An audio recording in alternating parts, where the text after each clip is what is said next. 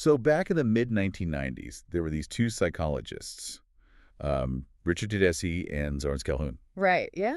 And they made this discovery that just completely upended how we understand human trauma. It really did. It changed everything. Because they were studying people who had gone through, like, just catastrophic, life-shattering events. Yeah. Bereavement, severe accidents, absolute rock-bottom crises. The worst things you can imagine. Exactly. Yeah. And the data they got back from these people was completely baffling. Right, because it didn't show what anyone expected. Yeah. A significant percentage of these people didn't just slowly bounce back to their baseline level of normal. They actually began scoring significantly higher on metrics of psychological health, emotional intelligence, and overall life satisfaction. Which is wild to think about. Right? Higher than people who had never faced severe trauma at all. And they coined a term for this phenomena, which is post-traumatic growth. Yeah, post-traumatic growth. Which leads us to a fascinating, almost uncomfortable question.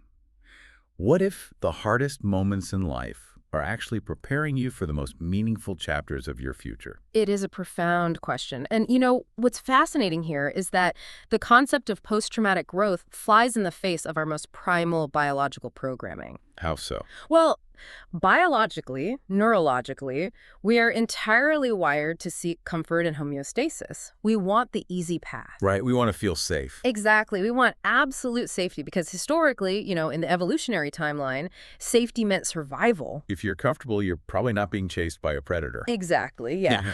Yet the sources we are looking at today, which span cutting-edge neurobiology, evolutionary psychology, and classical philosophy, they all argue that this deep-seated desire for comfort is actually a developmental trap. A trap? Wow. Yeah, because comfort is a static state. It maintains the status quo. Right, you're not changing if you're comfortable. Exactly. The research overwhelmingly suggests that it is the profound failure, the jarring hardship, the absolute disruption of our carefully laid plans that physically and psychologically forces our true character to forge itself. Okay, let's unpack this, because the friction between what our nervous system wants, which is, a nice, predictable, easy life, and what actually causes our brains and personalities to grow is arguably the defining tension of the human experience. It really is the ultimate tug of war. It is. And if you are listening to this right now, chances are you are navigating a difficult season, or maybe you are reflecting on a past hurdle that truly tested your limits. Which we all have. Right.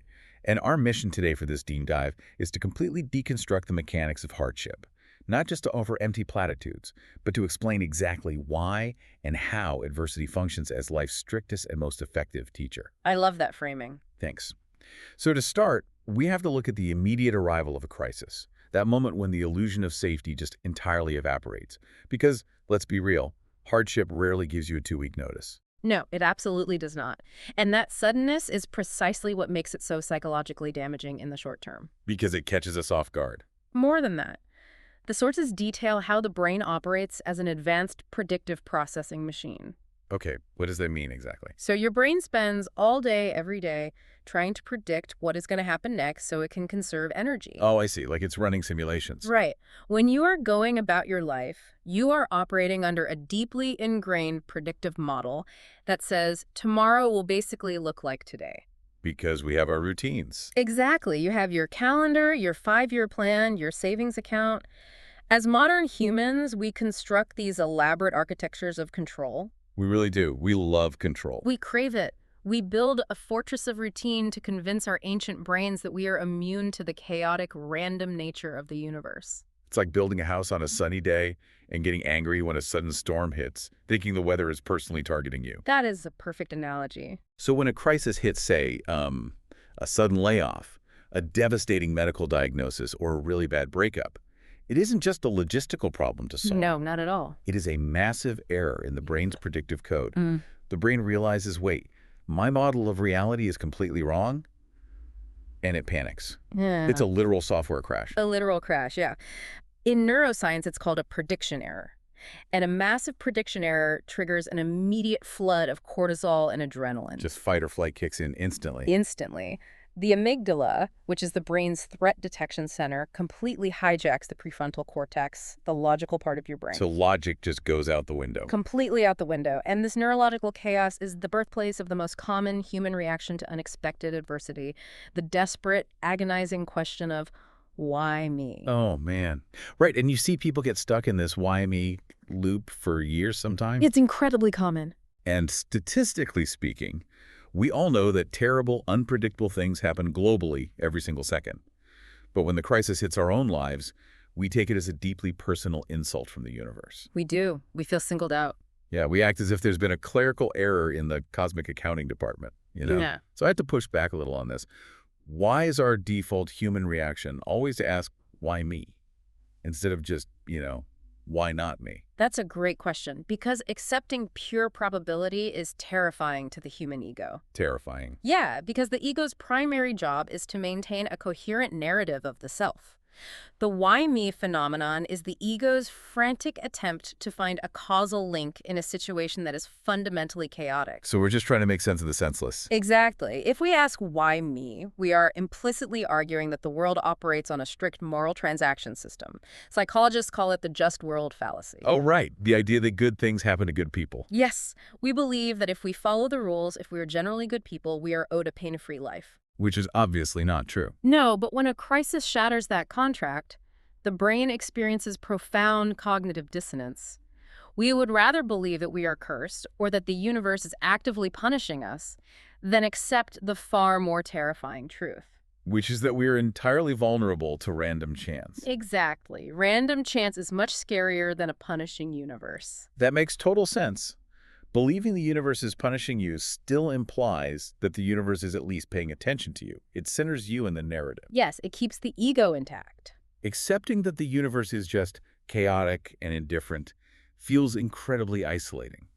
But staying in that why me phase, Yeah. that is essentially drinking poison and waiting for the universe to apologize. Precisely. It locks you into an external locus of control. You become a passive victim of your circumstances. You're just waiting for someone else to fix it. Right. You are waiting for the external world to fix the internal prediction error. But the sources point out that this initial shock phase, while completely natural and necessary for grieving, must eventually be abandoned. You can't stay there. No. Yeah. You have to mourn the loss of your expectations, absolutely. But if you want to survive, you have to transition from the arrival of the hardship to the utility of it. The utility of it. Okay. You have to ask what this profound discomfort is forcing your brain to do that your comfortable life never could. Which perfectly sets up the contrast between the stagnation of comfort and the actual classroom of hardship. Yes, the classroom. The text we are analyzing details a specific curriculum of traits that simply cannot be acquired in a state of comfort. Right, things you just can't learn when everything is fine. Exactly. We are talking about emotional resilience, patience, courage under pressure, profound humility, and the discovery of hidden psychological strengths. All the big ones. Yeah. And to understand why comfort can't teach these things, we have to look at the biological concept of adaptation. Here's where it gets really interesting. It really does, because adaptation is the key mechanism here. Think about how the human body builds muscle or bone. In anatomy, there is a principle called Wolff's Law. It states that bone in a healthy person or animal will adapt to the loads under which it is placed. So putting stress on it changes it. Exactly. If you subject a bone to heavy stress, the bone tissue actually microfractures. Like tiny little breaks. Yes, and in response, the body rushes calcium and building blocks to that site, and the bone calcifies, becoming denser and stronger than it was before the stress. Wow, so the damage actually makes it stronger. Yes, but if you remove the stress, say, an astronaut spending 6 months in zero gravity, the bone rapidly loses density and becomes fragile. Oh, wow. Because it doesn't need to be strong anymore. Right. And the brain operates on a remarkably similar principle regarding neuroplasticity and emotional resilience. I love that physical analogy because it completely demystifies the idea of, building character. It's not just a poetic concept. It is a physical, neurological reality. It's biology. Right. So comfort is basically the equivalent of a perfectly temperature-controlled greenhouse. Like the plants look great, but the moment they are moved outside, the slightest wind just breaks them. Adversity is the wind that forces the roots to grow deeper. That's a beautiful way to put it. Success and comfort merely validate your current operating system. They tell the brain, keep doing exactly what you're doing, no change is necessary. Because there's no reason to change. Exactly. There is no biological incentive to grow when all your needs are being met effortlessly. When you are comfortable, you are in a state of homeostasis. Just cruising along. Right. But when a crisis hits, you are forced into allostasis, which is the process of maintaining stability through change. Stability through change. I like that. Yeah. Failure and hardship provide the cognitive friction necessary to trigger the release of brain-derived neurotrophic factor, or BDNF. BDNF. Okay, what does that do? BDNF is essentially fertilizer for the brain. It promotes the growth of new neural pathways. So when your old operating system crashes because of a crisis, the presence of cortisol and BDNF allows you to write entirely new neural code. Well, You are literally forced to wire new circuits for survival. so let's look at how this applies to specific traits like courage under pressure. Because we revere courage in our society, right? Yeah. But you literally cannot practice courage in a vacuum of safety. No, it's impossible. Courage is not the absence of fear. It is the neurological override of fear. I mean, if you are sitting on your couch watching television, you aren't being courageous. No, you're just relaxing. Right. Courage requires the active presence of a threat, and it requires stakes. Mm. You have to be in a situation where the amygdala is screaming at you to run away, but you use your prefrontal cortex to force yourself to step forward anyway. Exactly. You can only train that neural pathway in the middle of a storm. And the same physiological mechanism applies to humility, right? Absolutely. The sources argue that true humility is never forged on the mountaintop of success. Because you feel like a genius when you're winning. You do. When you are winning, your brain is flooded with dopamine and serotonin, which boosts the ego and reinforces a sense of invulnerability. You think you can't lose. Right. Humility is forged exclusively in the valley in situations you cannot easily escape or outsmart. Like when you hit a wall. Yes. When you face a problem that your money, your intelligence, or your status cannot solve, the ego shatters. You are forced to admit vulnerability. And that's incredibly painful. It is painful, but it clears away the arrogance that prevents deep learning. You realize you don't have all the answers, which paradoxically opens your mind to new, more adaptive ways of thinking. That makes total sense. Think about a time in your own life for a second. The last time you surprised yourself with your own grit or handled a situation with far more grace than you thought possible, was it during an easy, breezy time in your life? Probably not. Right. Or was it during a season where you felt completely backed into a corner? The hardship is the trigger mechanism that unlocks emergency reserves of resilience you didn't even know you possessed. Because from an evolutionary standpoint, keeping emergency reserves active all the time would be a massive waste of metabolic energy. Oh, so we just keep it hidden until we need it. Exactly. The brain hides your highest capacities until they are strictly required. But once that potential is unlocked, it doesn't just change your internal landscape. It rapidly and aggressively reshapes how you interact with the external world. It changes everything. It does. Adversity completely alters your social environment. Yes, the great clarifier. This brings us to a fascinating part of our source material, which is how adversity acts as an intense, sometimes brutal, filtration system for our relationships and our priorities. Brutal is the right word. Yeah. The text makes this piercing observation. It says, success is easy to celebrate, but hardship reveals true character. That is so true. When you are winning, you are a magnet. But when the crisis hits, the crowd thins out remarkably fast. Mm. Why is that? Like, psychologically, why does the fair weather friend even exist? It comes down to emotional bandwidth and resource allocation in the brain. Really? Just bandwidth? Yeah. Supporting someone through a genuine crisis, sitting with them in their grief, helping them navigate a catastrophic failure, it requires an enormous amount of cognitive and emotional energy. It is draining, for sure. It is. It requires deep empathy, which involves activating the mirror neuron system in the brain to actually feel a fraction of their pain. Oh, wow. So you physically feel it a bit. Yes. Fairweather friends are drawn to the dopamine rush of your success. It's easy, it's fun, it costs them nothing. Right. But they simply do not have the neural architecture or the genuine emotional investment to withstand the heavy metabolic cost of your struggles. So it's not that they change, it's that they just can't handle it. Exactly. Adversity doesn't change these people. It simply exposes the reality of their limited bandwidth. Okay, let me play devil's advocate here for a second, because understanding the neuroscience of it doesn't make it hurt any less, you know. Of course not. Isn't it possible that one of the most agonizing parts of a crisis isn't even the primary hardship itself, but this secondary trauma of abandonment? Absolutely. Like, you get sick or your business goes bankrupt, and suddenly people you thought were your closest allies just vanish. Your phone just stops ringing.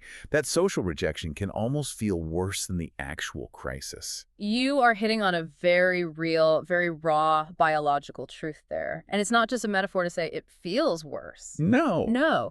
Neuroscience shows us that the brain processes social rejection in the exact same region that processes physical pain. Wait, really? The exact same And region? it's the anterior cingulate cortex. From an evolutionary perspective, being abandoned by the tribe meant literal death by starvation or predation. Oh, so your brain treats a ghosted text message like a literal threat to your life. Exactly. Your brain treats social abandonment as a severe threat to your physical survival. The secondary pain is excruciating. But, the text asks us to perform a radical cognitive reappraisal here. Okay, how do we reappraise that? We have to reframe that painful abandonment as a necessary, albeit brutal, clarification. Right. Because if you are operating under the delusion that you have a massive safety net of like 50 close friends, and the crisis reveals you actually only have 3, it's a terrifying shock. It's awful in the moment. But in the long term, that knowledge is an incredible gift. It really is. It means moving forward, you stop wasting your finite emotional energy on 47 superficial connections. And you heavily invest in the 3 people who are actually willing to sit in the dark with you. Exactly. It connects to the concept of Dunbar's number in anthropology. What's that? It's a theory that suggests humans can only maintain a very limited number of stable, deep social relationships, usually around 150 total, but only a tiny fraction of those are deep connections. Oh, interesting. Yeah, so adversity optimizes your social network by force. And this filtration process applies equally to your internal priorities, too. Like what we care about day to day. Yes.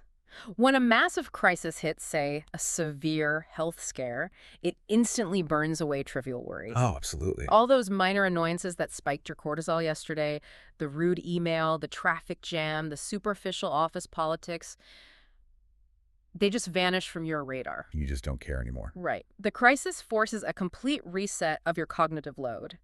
You are left staring only at what is fundamentally essential: your health, your core values, and your genuine connections. It's an involuntary streamlining of your life. Involuntary, but highly effective. So, to move this from abstract psychological principles to the concrete reality of our everyday lives, let's look at the specific examples the sources provide. Let's do it. Because these aren't just rare catastrophic events, They are the everyday faces of adversity. We are talking about losing a job, enduring a business failure, facing academic disappointment, navigating a devastating heartbreak, or dealing with a chronic illness. These are the universal human experiences that force the biological adaptations we've been discussing. Right. And to understand how they work, we need to look at the specific mechanisms of each. So what does this all mean? I always think of these life crises like a forced reboot on a computer. Oh, I like that. Yeah, it's a perfect mechanical analogy. When you're working on a massive project, you've got 30 tabs open, the processor's whining, the fans are spinning super loud, Oh, yeah, we've all been there. and suddenly the screen just freezes. And then it goes black. It's infuriating. You lose unsaved progress, your workflow is totally destroyed, and you basically want to throw the machine out the window. It's the worst feeling. But what is actually happening during that reboot? Hmm. The system is actively deleting corrupted temporary files. It's flushing the overloaded RAM. It's applying essential security updates that you've been ignoring for months. Right, it's doing essential maintenance. Exactly. Yeah. And when it finally powers back on, it's running a cleaner, faster operating system. These life crises are forced psychological reboots. They clear out our corrupted coping mechanisms. That is a brilliant expansion of the analogy, because it highlights that the disruption is the repair process. The disruption itself is the fix. Yes. Let's apply that reboot concept to a specific example of the text. Heartbreak. Oh, that's a tough one. It is. A severe romantic rejection is one of the most universally devastating things a human can experience. And neurologically, a relationship ending is basically identical to drug withdrawal. Wait, really? Identical? Pretty much. The ventral tegmental area of your brain, which is the reward center, has become completely accustomed to a steady drip of dopamine and oxytocin provided by your partner. So you're literally addicted to them. You are. And when they leave, that supply is abruptly cut off. Your brain literally goes into a state of chemical withdrawal, constantly craving the lost person. Which explains why heartbreak feels so intensely physical. I mean, you can't sleep, your chest physically aches, your appetite just vanishes. Yes, your body is in a state of neurochemical panic. That is so wild. Yeah. But what happens during this forced reboot then? Well, as you endure the withdrawal, and this is key, as long as you don't immediately numb it with a rebound or addictive behaviors, your brain is forced to down-regulate those receptors. Oh, okay. It has to find new ways to generate dopamine and serotonin independently. This is the physiological genesis of radical self-sufficiency. Oh. You learn to self-soothe. You rebuild your identity, yourself, entirely independent of another person's validation. By the time the reboot is finished, your emotional operating system is vastly more resilient. That is incredible. And what about like career or business failure? Because that's another massive trauma, particularly in modern society where our identities are just so heavily enmeshed with our job titles. Oh, heavily enmeshed. Yeah, when you get fired or your startup collapses, the immediate feeling is profound humiliation and panic. Your social standing feels completely threatened. It does. The loss of a job often triggers an identity crisis because it destroys the ego's primary source of external validation. We think we are what we do, Right. but this failure acts as a brutal corrective mechanism. It forces you to untangle your inherent human worth from your economic output. Which is such a hard lesson to learn. It is, but it builds that profound humility we discussed earlier. You are forced to reassess your skill sets, your true passions, and whether you were climbing a ladder that was leaning against the wrong wall entirely. It's a forced audit of your life's direction. A forced audit. I like that. Or take the example of serious illness, which the sources also highlight. This is perhaps the ultimate forced reboot. Absolutely. When you are suddenly confined to a bed dealing with chronic pain or a terrifying diagnosis, it completely resets what psychologists call hedonic adaptation. Hedonic adaptation, yes. Yeah. Hedonic adaptation is our tendency to quickly get used to the good things in our lives until we just no longer appreciate them at all. We get used to luxury very fast. Exactly. We take our health, our mobility, our basic comforts completely for granted. We do. And illness shatters hedonic adaptation. It forces an immediate, intense appreciation for ordinary blessings. Because they're gone. Right. When breathing becomes difficult, suddenly a clear breath of air is a miracle.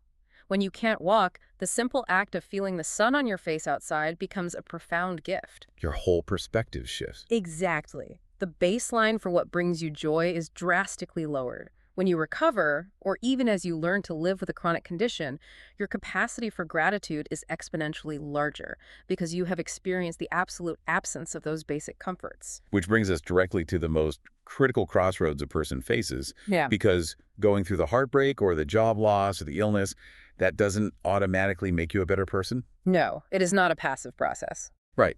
Adversity provides the raw materials for growth, but it doesn't build the house for you. You can take all that pain and use it to forge a stronger character, or you can let it fester and turn into lifelong bitterness. This is the fork in the road. And the source material is very clear that the deciding factor between growth and bitterness is your locus of control. Okay, locus of control. If we connect this to the bigger picture, in 1954, psychologist Julian Rotter introduced this concept of locus of control. If you have an external locus of control, you believe that life happens to you. You're just a passenger. Right. You blame the economy, your ex-partner, your genetics, or the universe. Bitterness is the ultimate manifestation of an external locus of control. It is a refusal to adapt. Wow. But if you want to experience post-traumatic growth, you must cultivate an internal locus of control.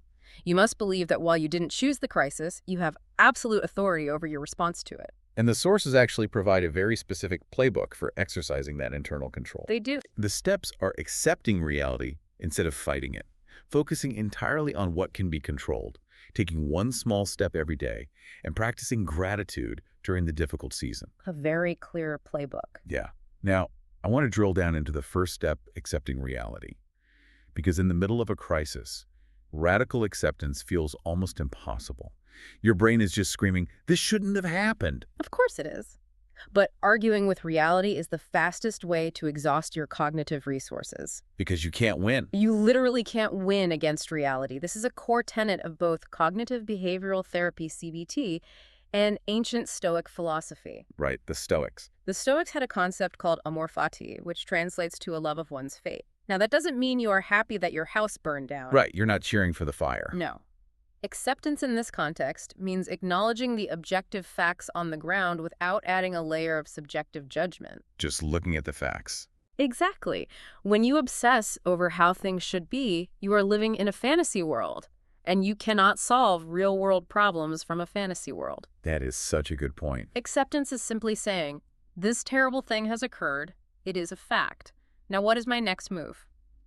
Once you stop hemorrhaging energy fighting the past, you can direct all your focus to the present moment. Okay, I have to challenge one of the items on this playbook, though, because I feel like it can be dangerously misinterpreted. Sure, which one? Practicing gratitude during difficult seasons.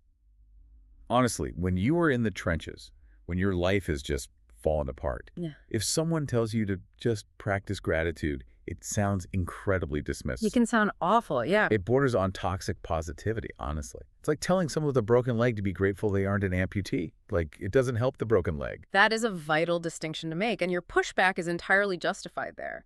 Toxic positivity is a form of psychological avoidance. It is a complete denial of negative emotions. Which is so unhealthy. Very unhealthy.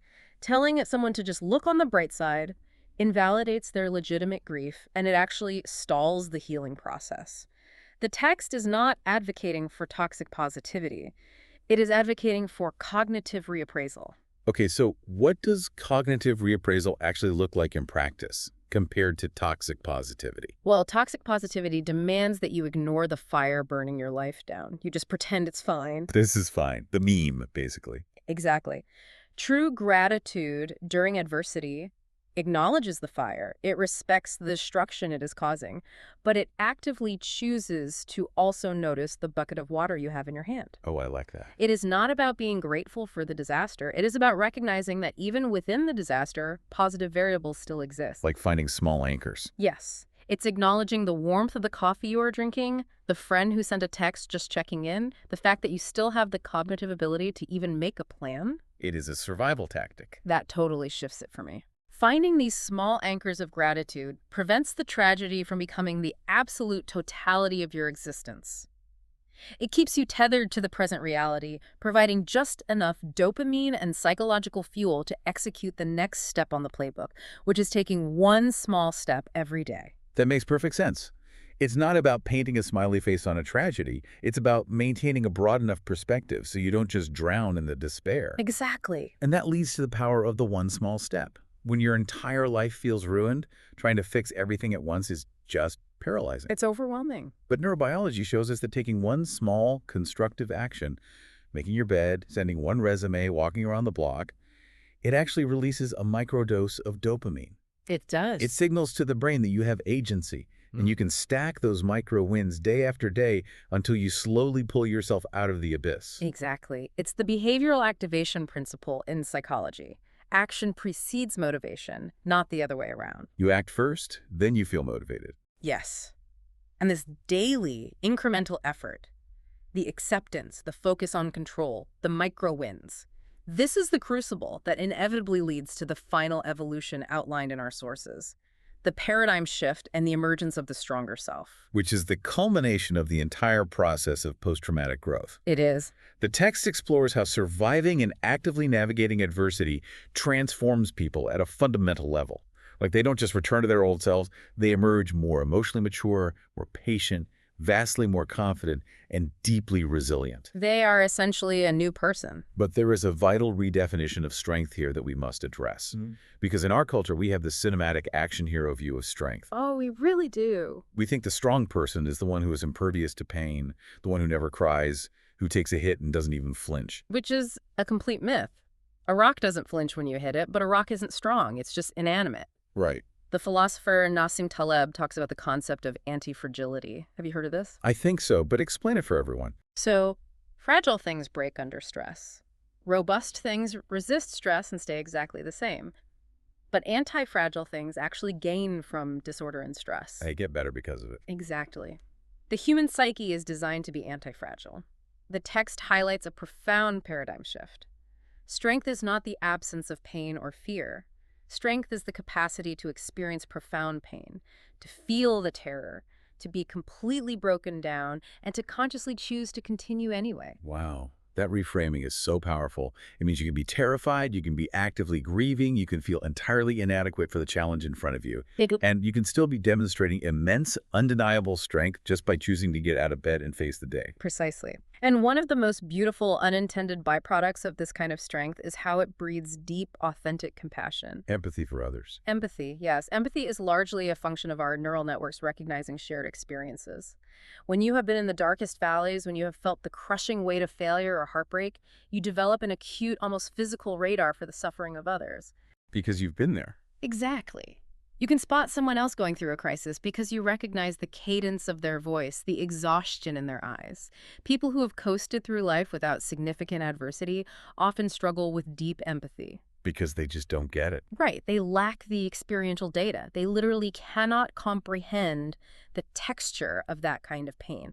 Surviving your own crucible expands your capacity to hold space for others. You become a stabilizing force for the people around you who are just entering their own storms. You become living proof that survival is possible. Mm. And bringing it all back to the ultimate goal of the source material we've been dissecting today, it is entirely about shifting that internal default monologue. That is the core of it all. We started our deep dive talking about the trap of the ego, the desperate plea of asking, why is this happening to me? Yes, the victim mindset. The ultimate goal of everything we've discussed, the neuroscience of adaptation, the acceptance of reality, the cultivation of an internal locus of control, is to evolve that question, to move from, why is this happening to me, to a fundamentally different question. What is this experience trying to teach me? That simple linguistic shift changes your entire psychological posture. It changes everything. It moves you from being a helpless victim of circumstance to being an active student of reality. It activates the prefrontal cortex and it suppresses the panic of the amygdala. It puts you back in the driver's seat. Exactly. And this raises an important question, perhaps the most important question for you, the listener, to ponder as we draw this to a close. I'm ready. How would our society, how would our daily individual lives radically transform if we culturally viewed adversity not as an enemy to be avoided at all costs, but as a strict, entirely necessary teacher? A completely different way to live. Right. What if we anticipated that the curriculum of a meaningful life inherently requires failure and pain because those are the only tools sharp enough to carve out our true character? It would change our entire relationship with the future. We wouldn't live in constant anxiety about what might go wrong because we would trust our built-in biological capacity to adapt and overcome. We would trust ourselves. We really have covered an incredible amount of ground in this deep dive. We started with the shocking arrival of unexpected hardship and why it shatters our neurological illusion of control. We examined the biological necessity of stress, looking at how comfort actually atrophies our psychological resilience. We dissected how adversity acts as a ruthless filtration system, exposing the limitations of superficial relationships and forcing us to clarify our deepest priorities. We looked at the specific mechanics of everyday crises, how heartbreak teaches self-sufficiency, how failure builds humility, how illness forces profound gratitude. And we explored the absolute necessity of taking internal control, accepting reality, and using incremental action to forge a fundamentally anti-fragile self. It's a lot, but it's so important. Whatever challenge you're facing today, remember that storms never last forever. One day, you'll look back and realize that this difficult chapter didn't come to defeat you. It came to reveal the strength that was already inside you. Adversity doesn't come to stop your journey. Sometimes it comes to prepare you for the person you're capable of becoming. And I want to leave you with one final thought to mull over as you go about your day. Let's hear it. If you were to look at your current struggles, the things causing you the absolute most stress right now, and assume for a moment they were a custom-designed curriculum meant to teach you exactly what you need for your next great chapter, what is the first lesson you would write down? Wow. Thank you for sharing this deep dive with us. Take care of yourself, keep moving forward, and we will catch you in the next one.